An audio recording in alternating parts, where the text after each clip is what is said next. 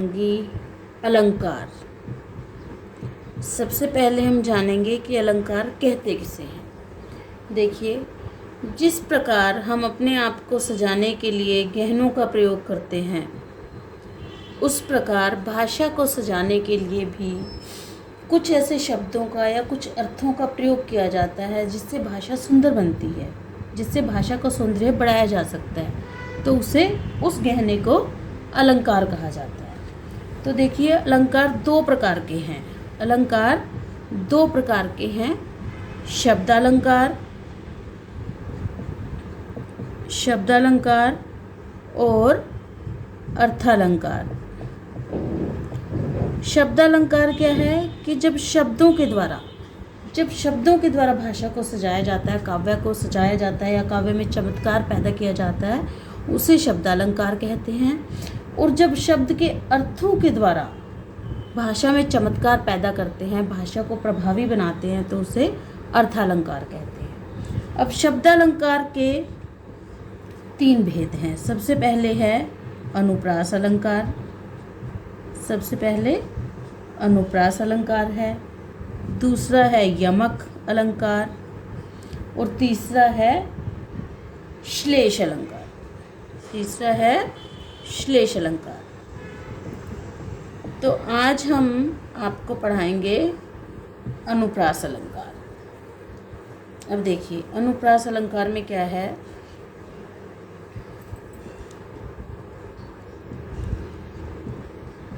जब काव्य में एक ही वर्ण की आवृत्ति होती है, एक वर्ण जब एक से अधिक बार आकर सौंदर्य उत्पन्न करे, उसे अनुप्रास अलंकार कहते हैं। उदाहरण के द्वारा समझेंगे। देखिए, गिरी का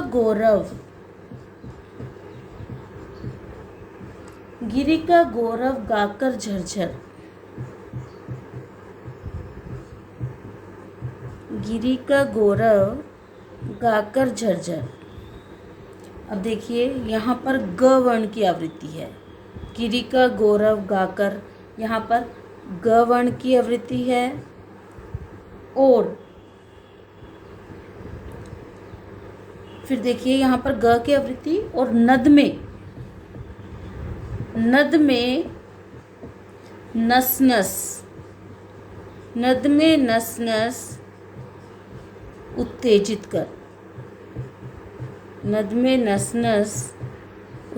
कर। अब देखिए, ऊपर में है ग की आवृत्ति, यहाँ पर ग आवृत्ति है ग की, और नद में नस। अब यहाँ पर न वर्ण की आवृत्ति है, तो यहाँ है अनुप्रास अलंकार। गिरी का गौरव गाकर झरझर, नद में नस उत्तेजित कर। तो अनुप्रास अलंकार में क्या है, एक ही वर्ण जब एक से अधिक बार आता है, तो उसे अनुप्रास अलंकार कहते हैं। और उदाहरण देखिए, तरनी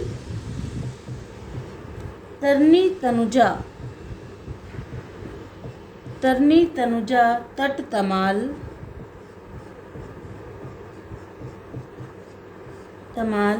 तरवर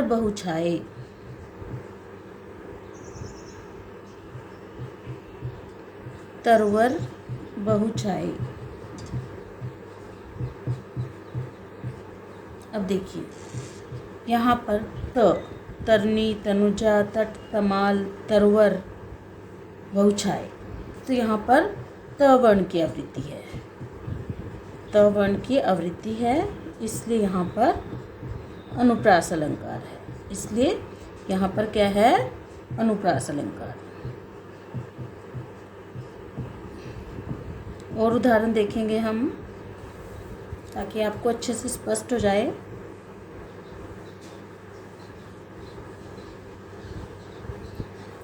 देखिए, कल कानन कुंडल मोर पंखा।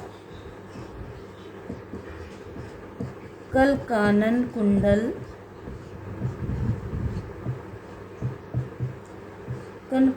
कुंडल मोर पंखा। अब देखिए, यहाँ कल कानन कुंडल यहाँ पर क वर्ण की आवृत्ति है, तो यहाँ पर है अनुप्रास अलंकार। अब देखिए, चारु चंद्र की चंचल किरणें खेल रही हैं जलथल में।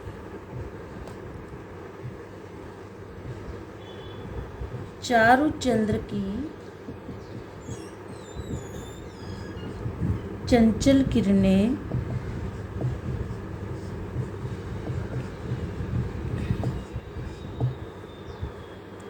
खेल रही हैं जलथल में। खेल रही हैं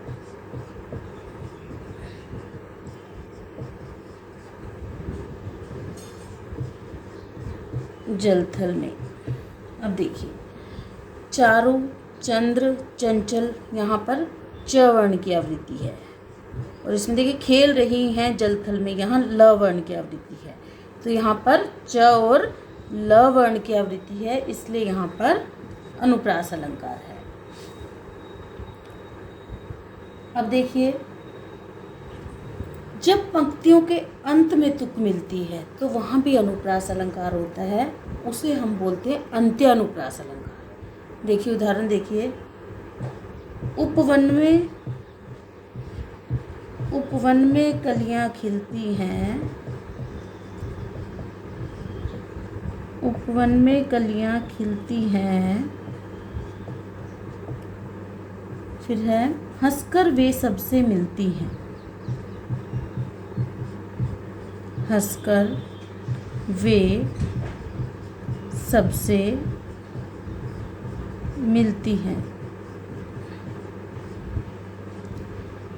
अब देखिए, ये खिलती हैं, त खिलती हैं, मिलती हैं, त वर्ण की आवृत्ति है यहाँ पर अंत में तुक मिल रही है, खिलती हैं, मिलती हैं, तो यहाँ पर अनुप्रास अलंकार होता है, जिसके हम अंत्य अनुप्रास अलंकार भी बोलते हैं, जिसको हम अंत्य अनुप्रास अलंकार भी कहते हैं। यह एक अनुप्रास अलंकार का भेद है। अब देखिए, और उदाहरण मैं आपको करवाऊंगी ताकि आपको बहुत अच्छे से स्पष्ट हो जाए। ये सभी उदाहरण आप लिखकर प्रैक्टिस करें, लिखकर और गाकर प्रैक्टिस करें तो आपको बहुत अच्छे से स्पष्ट हो जाएगा। देखिए, शेष महेश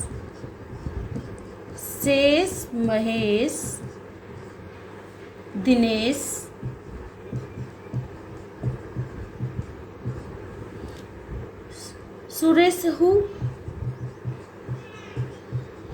सुरेशहु जाहि निरंतर गावे।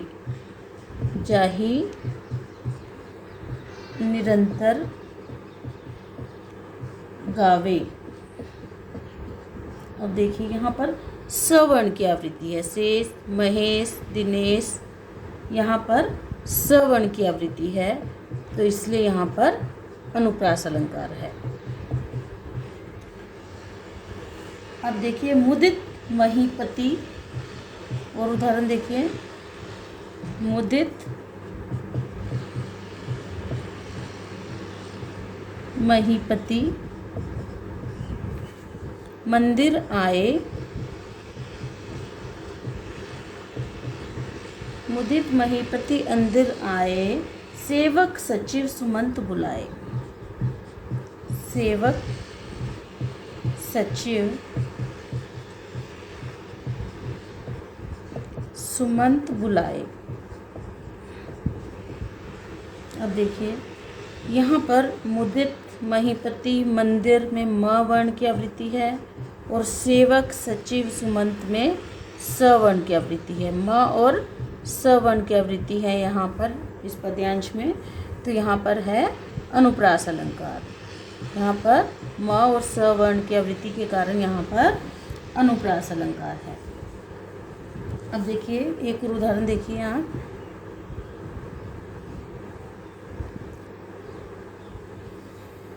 विमल वाणी ने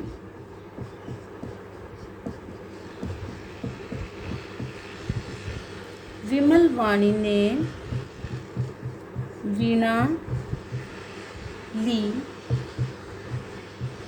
कमल कोमल कर में सप्रीत।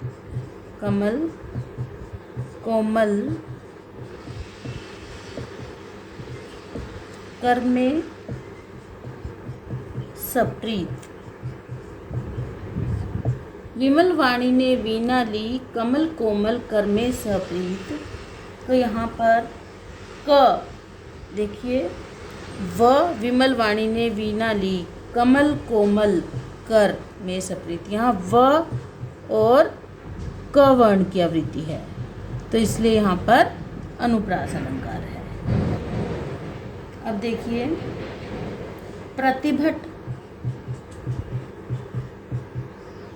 प्रतिभट कटक कटीले,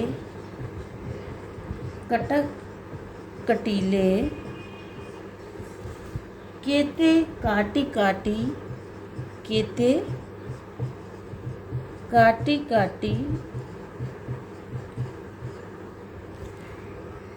कालिका सी, कालिका सी किलकी, किलकी कलेऊ देत,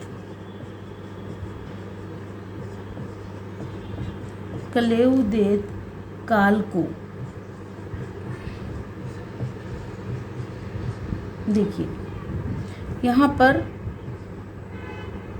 क वर्ण की आवृत्ति है। प्रतिभट कटक कटीले, केते काटी काटी, कालिका किलकी कलेऊ देत काल को। यहाँ क वर्ण की आवृत्ति है, तो इसलिए यहाँ पर अनुप्रास अलंकार है। जब एक वर्ण की आवृत्ति एक से अधिक बार हो तो वहाँ पर अनुप्रास अलंकार आता है। तो कैसा लगा आपको वीडियो? अगर अच्छा लगा हो तो वीडियो को सब्सक्राइब करें और इसकी लिख कर प्रैक्टिस करें, तभी आपको अच्छे से स्पष्ट होगा। अगर एक बार में समझ ना आए तो दोबारा वीडियो देखिए। ओके बेटा, आपका दिन शुभ हो।